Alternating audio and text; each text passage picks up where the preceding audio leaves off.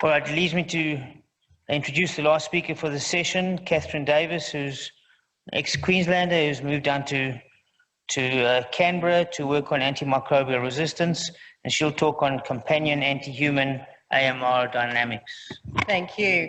So I've got this topic for my sins. So I was on the organising committee and I said it'd be great to have a lecture on this, and it was never my intention to present this. And so I thought we would all go off till the next meeting and find the appropriate speaker. And it seems that it might have been my job. So I'm presenting this topic, but I think it's a great opportunity because it's always important to hear a consumer perspective. And 4 weeks ago, I became a consumer. And so now I'm interested in how I can protect my little unit, which includes this one now, from antimicrobial resistance, assuming I wash my hands when I come home from the hospital. And of course, before I inherited this little puppy, I obviously knew that companion animals were a potential source of resistance with this paper that was reported from New South Wales, I think in 2016. Which showed that carbapenemas were already circulating in various organisms from a domestic cat in, I think, Sydney. And of course, animals aren't limited to companion animals, so we have to think about, is he going to get it from his food? Is he going to get it from me? Or is he going to get it when I take him to the beach in the coastal New South Wales? And of course, we know that resistance is important and how we interact with our environment and animals has potential significant impacts, including food and feed production, trade, interaction with climate change, morbidity and mortality for us and our animals, and significant economic loss. But of course, there's lots of animals, and I used to see my college roommate studying, who was a vet, and I used to study less than her, and I presume it's because she had so many animals to study, because we were doing the same thing. And the same is in our little diagram up here. We have different animals circulating at different times and possibly causing AMR in interactions for themselves within the animal kingdom. But when we think about what we're going to look at and how we're going to protect ourselves and how we're going to ensure food production continues and health continues, in terms of surveillance purposes, we have to think of what organisms we want to know for each sector, what diseases are important for each sector, and what drivers we have to look at for each sector. And of course, it's variable for each area of this particular diagram. So, to give you some context, this is the antibacterial usage on your left that is seen in the National Antimicrobial Utilisation Survey. So that's hospitals in 2016 in Australia. And comparably to other areas, Sweden, Netherlands, our Danish counterparts, we're somewhere in the middle. So that gives you an idea of what we're using in hospitals. This is from the O'Neill report in 2015, and Australia, in terms of its use of antibiotics in agriculture, is sitting pretty low, as designated by the arrow there. Of course, multiple caveats in all data collection tools, but certainly when we look at our community use of antibiotics, we can see that it's a reversed picture, and we can see Australia in the dark orange bar. So that gives us some context of what we're doing, and we've already had some speakers earlier today to show that apparently 90% of antimicrobials are used on almost 200 million animals, whereas 10% of antimicrobials are used on 20 million plus people. So the context of use and the density of use is very different.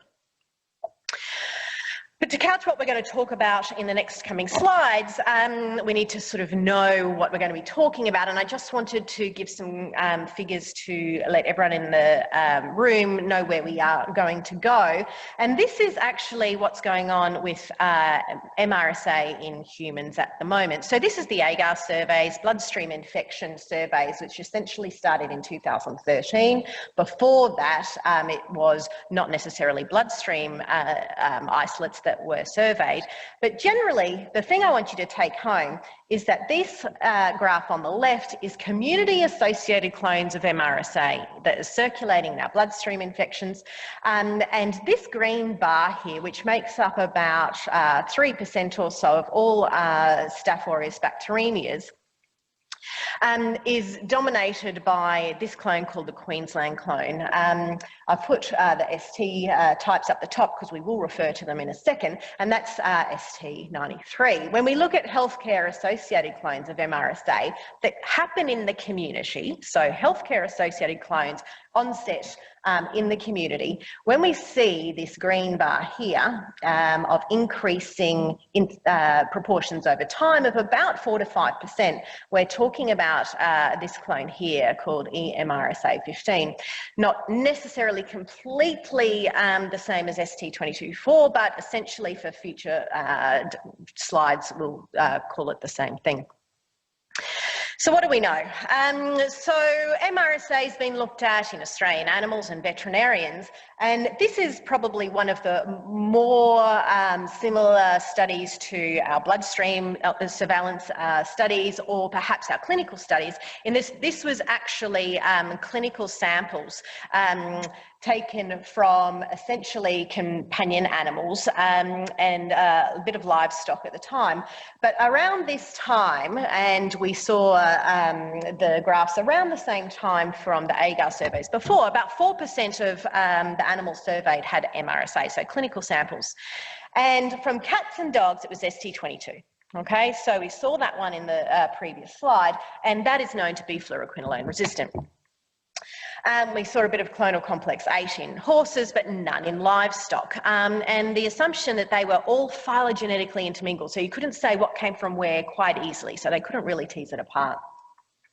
And just as context, in 2017, much closer to the previous figure I just showed you, so oxacillin resistance in our bloodstream samples and our other samples, non-bloodstream samples, was sitting at about 17%, so significantly higher than the study that was just shown in animals. But certainly in methicillin-resistant staphylococcal species may be more significant clinically in some animals, and about 11% had methicillin resistance when they looked at those in clinical studies in vet studies. So when you look at other areas, so not necessarily animals you might have closer contact with, it's important to think about what's out in our environment. And Australia's got unique things in our environment.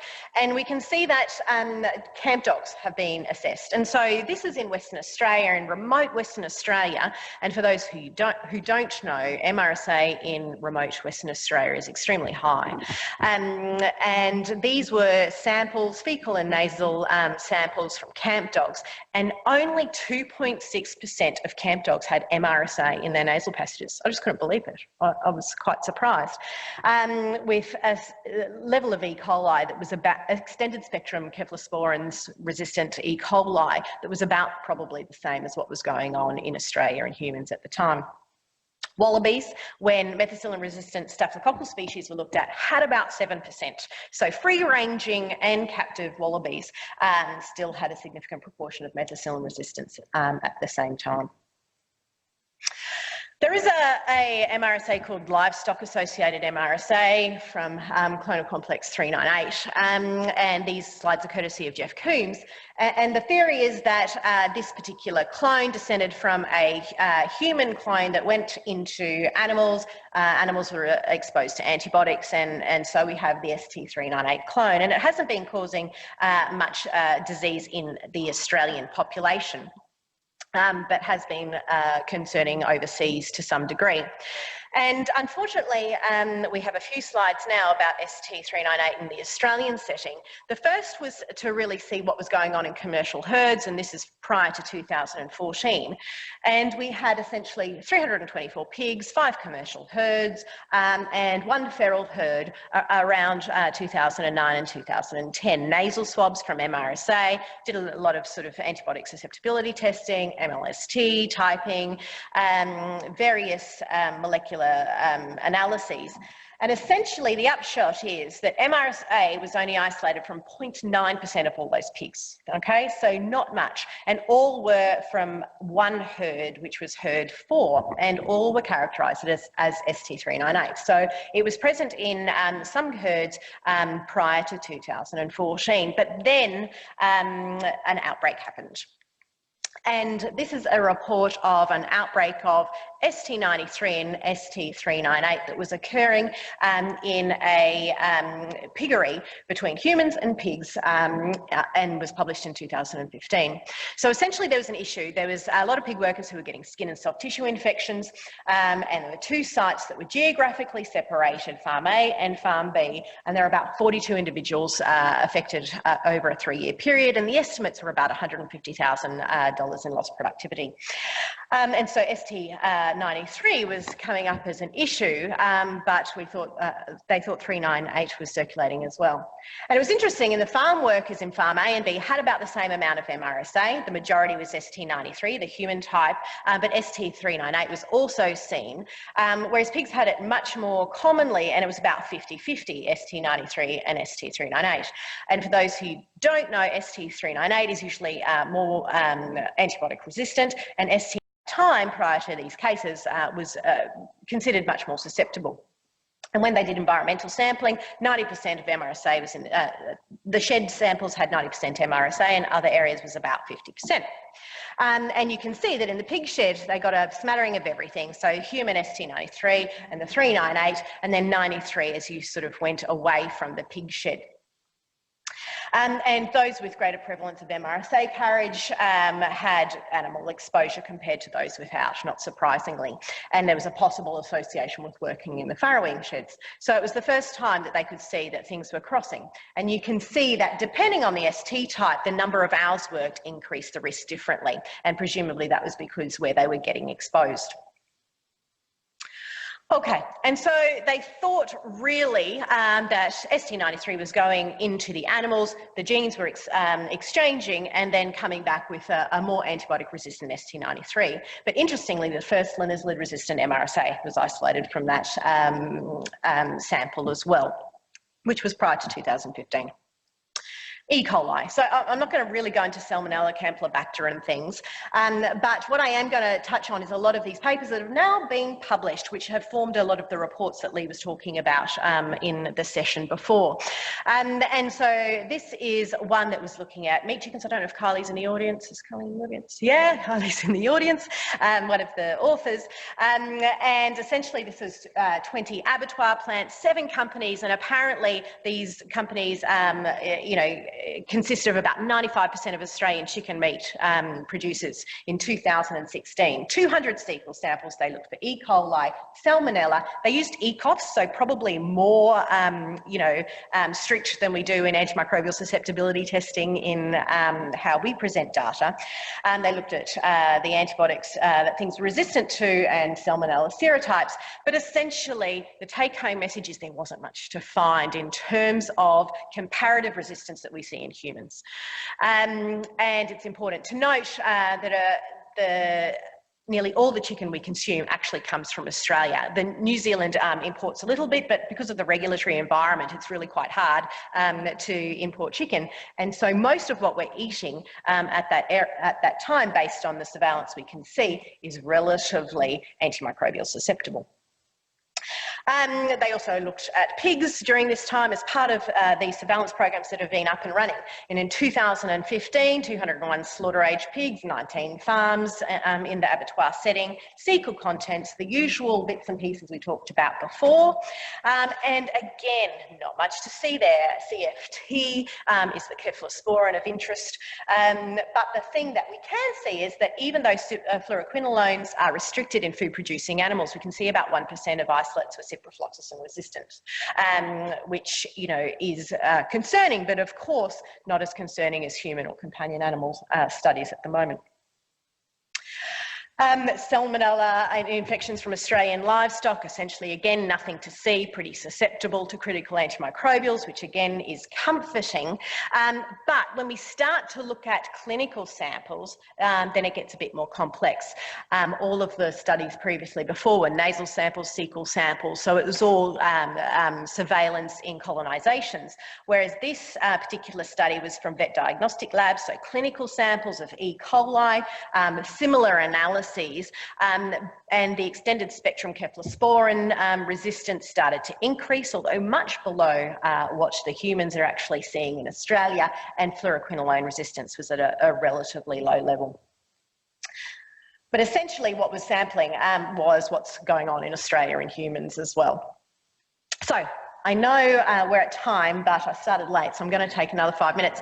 Well, I wanted to point out the silver gull study because it's so interesting, Jeff. It's just so interesting. So in 2012, 3 silver gull populations were studied across the New South Wales coastline. They took cloacal samples for CPE and AMC, Enterobacteriaceae and Salmonella. I'm only going to talk really about the Enterobacteriaceae. And what they found, they typed and they found IMP, and we'll talk about that in a second. And they did fantastic analyses, and it's a great paper to read if you have time. But I just wanted to put it together because it was a great study. So Sydney here, presumably you all know where that is, and that's the White Bay sample, the first sampling area. The next one is Big Island, which is just off Port Kembla near Wollongong. I haven't been there, but I have been to Narooma because this is where Canberrans go to holiday. And they took a sample from Burrunguba, which they call Montague Island, but the indigenous name is Burrunguba. So 70 kilometres from Sydney to Wollongong, 250 from Wollongong to Narooma. And just for people who don't know Sydney particularly well, White Bay's right in the middle of Sydney. The fish market's here, yeah? So, you know, right near Glebe, lots of hospitals around it, St Vincent's, you know, RPA, everyone putting stuff into the environment. And then we've got Wollongong. So Wollongong Hospital's up here, Big Island's down here, and Port Kembla's here, and I think there's a refuse place here. And where we are further down the coast is Bateman's Bay Hospital is here, far removed from Narooma. It's not very big. We get calls and transfers all the time, and the island is here. So it's about 250 kilometres inland, no water really between Bateman's Bay Hospital and Narooma in Canberra, so not many big hospitals around there.